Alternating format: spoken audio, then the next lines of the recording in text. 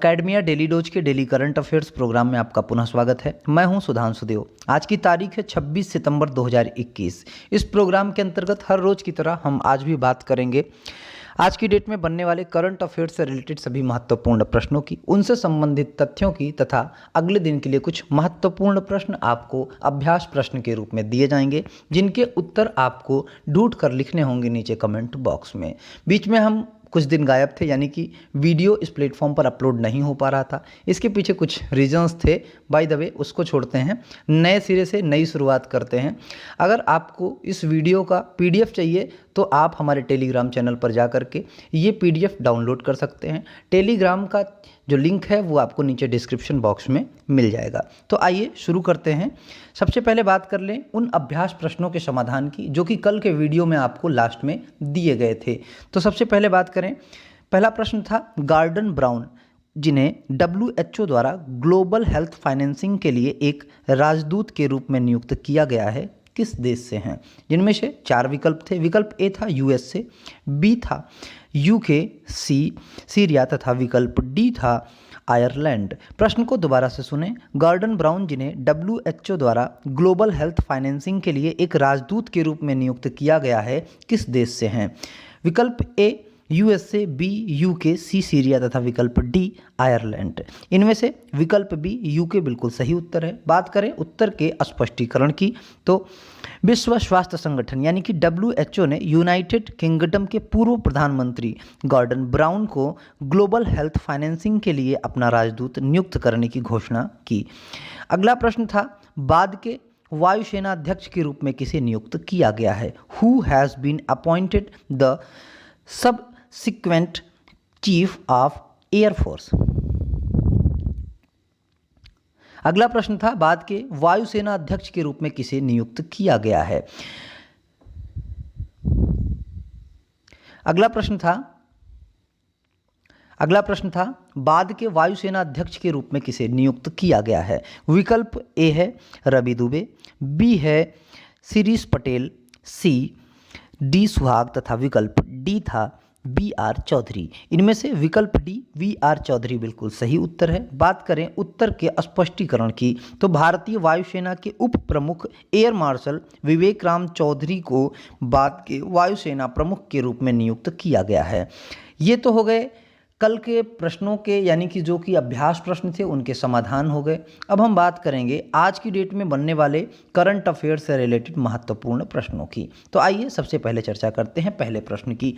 तो the Himalayan film festival 2021 यानी कि THFF का पहला संस्करण 24 से 28 सितंबर तक किस राज्य या केंद्र शासित प्रदेश में शुरू होगा?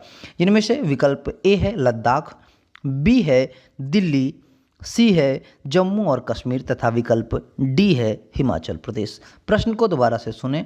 द हिमालय फिल्म फेस्टिवल 2021 यानी कि THFF का पहला संस्करण 24 से 28 सितंबर तक किस राज्य या केंद्र शासित प्रदेश में शुरू होगा? विकल्प ए है लद्दाख, बी दिल्ली, सी जम्मू और कश्मीर तथा विकल्प डी है हिमाचल प्रदेश। इनमें से विकल्प ए लद्दाख बिल्कुल सही उत्तर है। बात करें उत्तर के स्पष्टीकरण की, तो द हिमालयन फिल्म फेस्टिवल 2021 यानी कि THFF का पहला संस्करण 24 से 28 सितंबर तक लेह लद्दाख में शुरू होगा। अगला प्रश्न है, भारत की प्रमुख खुफिया agency research and analysis wing यानी कि रॉ ने अपनी स्थापना के कितने वर्ष पूरे किए हैं? इनमें से विकल्प ए है 23, बी है 50, सी है 53 तथा विकल्प डी है 98।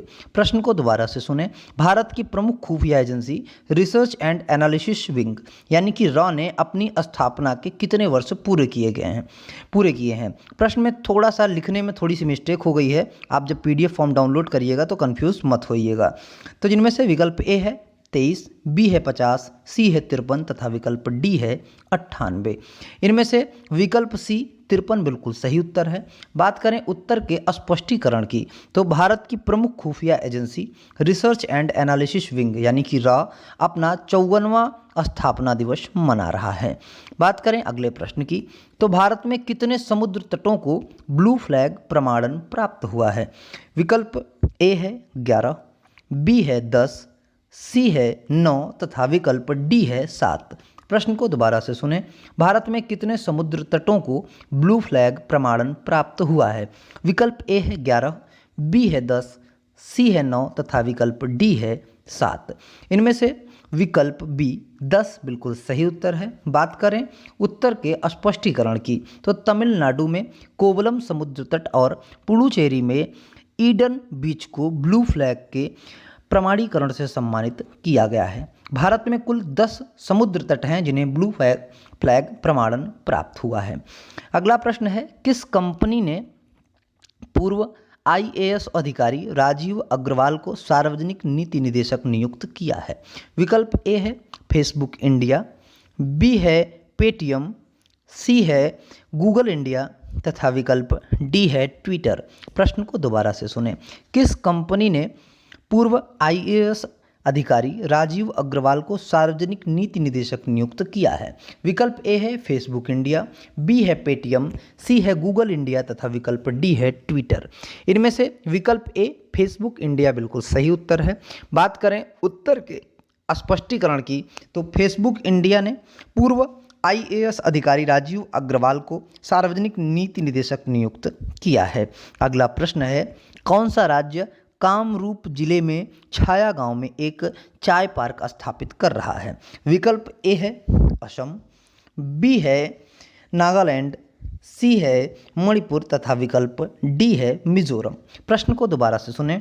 कौन सा राज्य कामरूप जिले के छाया गांव में एक चाय पार्क स्थापित कर रहा है?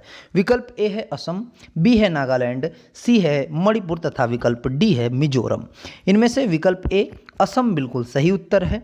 बात करें उत्तर के स्पष्टीकरण की तो असम राज्य कामरूप जिले के छाया गांव में एक चाय पार्क स्थापित कर रहा है।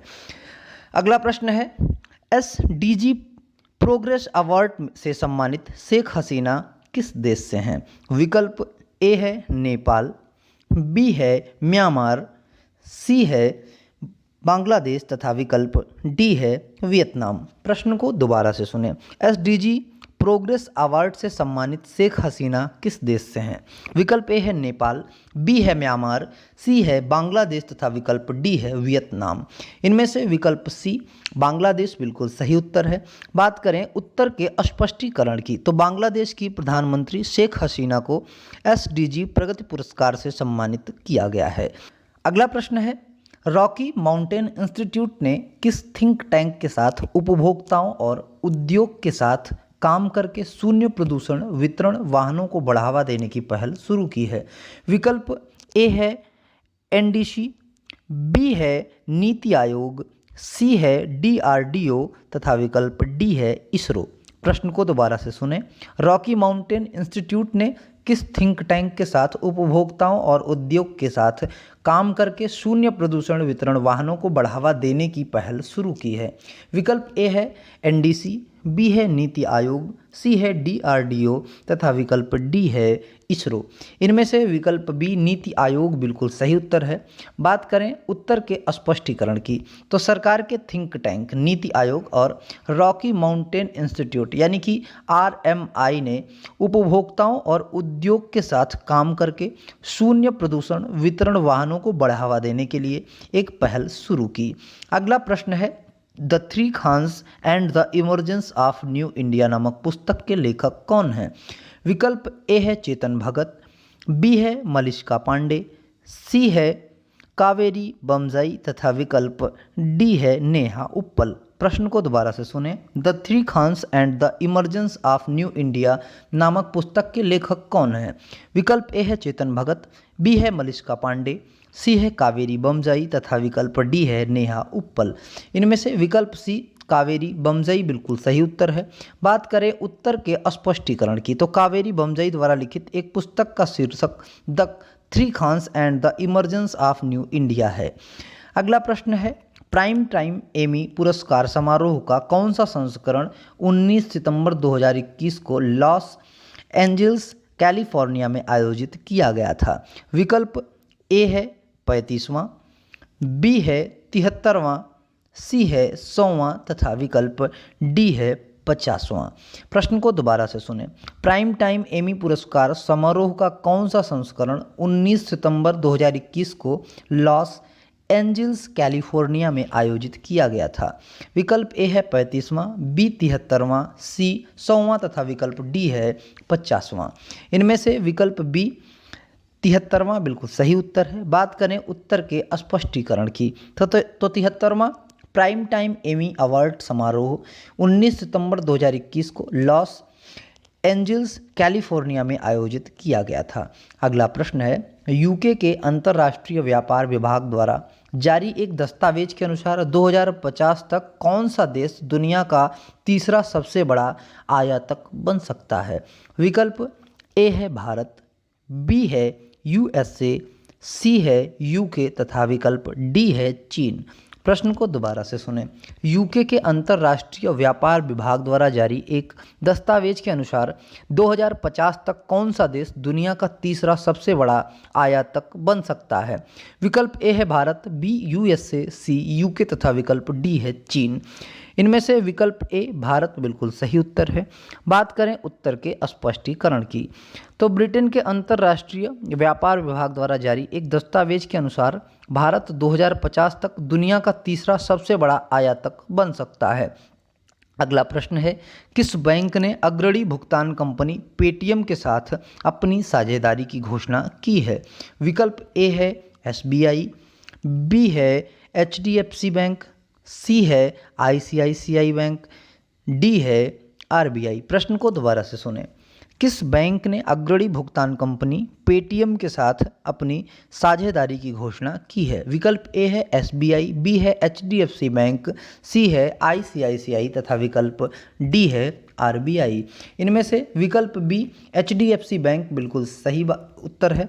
बात करें उत्तर के स्पष्टीकरण की तो एचडीएफसी बैंक ने प्रमुख भुगतान कंपनी पेटीएम के साथ अपनी साझेदारी की घोषणा की है, जो व्यवसायियों, सहस्त्रवादियों और व्यापारियों को वीजा प्लेटफॉर्म पर सह ब्रांडेड क्रेडिट कार्ड प्रदान करेगी।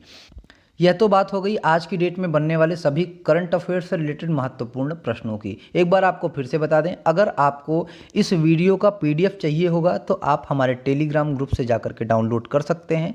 टेलीग्राम ग्रुप का लिंक आपको नीचे डिस्क्रिप्शन बॉक्स में मिल जाएगा। अब आइए कुछ प्रश्नों की बात कर लेते हैं जो कि अभ्यास प्रश्न के रूप में आपको दिए जाने हैं। तो पहला प्रश्न है, बधिरों का अंतर्राष्ट्रीय सप्ताह इस वर्ष किस तारीख को मनाया गया? विकल्प ए है 20 से 26 सितंबर, बी है 15 से 20 सितंबर, सी है 12 से 18 सितंबर तथा विकल्प डी है 22 से 28 सितंबर। प्रश्न को दोबारा से सुन लें। बधिरों का अंतर्राष्ट्रीय सप्ताह इस वर्ष किस तारीख को मनाया गया? विकल्प ए है 20 से 26 सितंबर, बी है 15 से 20 सितंबर, सी है 12 से 18 सितंबर तथा विकल्प डी है 22 से 28 सितंबर। अगला प्रश्न आपके लिए है, ग्लोबल इनोवेशन इंडेक्स रैंकिंग 2021 में भारत का रैंक क्या है? विकल्प ए है 34, बी है 91, सी है 46 तथा विकल्प डी है 23। प्रश्न को दोबारा से सुने। ग्लोबल इनोवेशन इंडेक्स रैंकिंग 2021 में भारत का रैंक क्या है? विकल्प ए है 34, बी है 91, सी है 46 तथा विकल्प डी है 23। प्रश्नों को दोबारा से पढ़ लें, इनके उत्तर आप नीचे कमेंट बॉक्स में लिख सकते हैं। वैसे मेरी समझ से आपको प्रैक्टिस ज़रूर करनी चाहिए, क्योंकि बिना करंट अफेयर की प्रैक्टिस किए आप करंट अफेयर्स को नहीं पढ़ पाएंगे। तो आज की इस वीडियो में बस इतना ही। मिलते हैं अगली वीडियो में, तब तक बने रहें अकेडमी डेली डोज के साथ। चैनल पर यदि आप नए हैं तो चैनल को सब्सक्राइब कर लें, बेल आइकॉन दबाएं जिससे आपको समय पर अपडेट मिलता रहे। वीडियो यदि आपको अच्छा लगा हो तो वीडियो को लाइक करें, यदि आपको उपयोगी लगा हो तो अपने मित्रों के साथ साझा करना ना भूलें। और यदि आप हमसे जुड़ना चाहते हैं हमारे सोशल मीडिया प्लेटफॉर्म के साथ, तो आप नीचे डिस्क्रिप्शन बॉक्स में जा करके हमारे सोशल मीडिया प्लेटफॉर्म्स पे जा सकते हैं और हमसे बातें कर सकते हैं। धन्यवाद।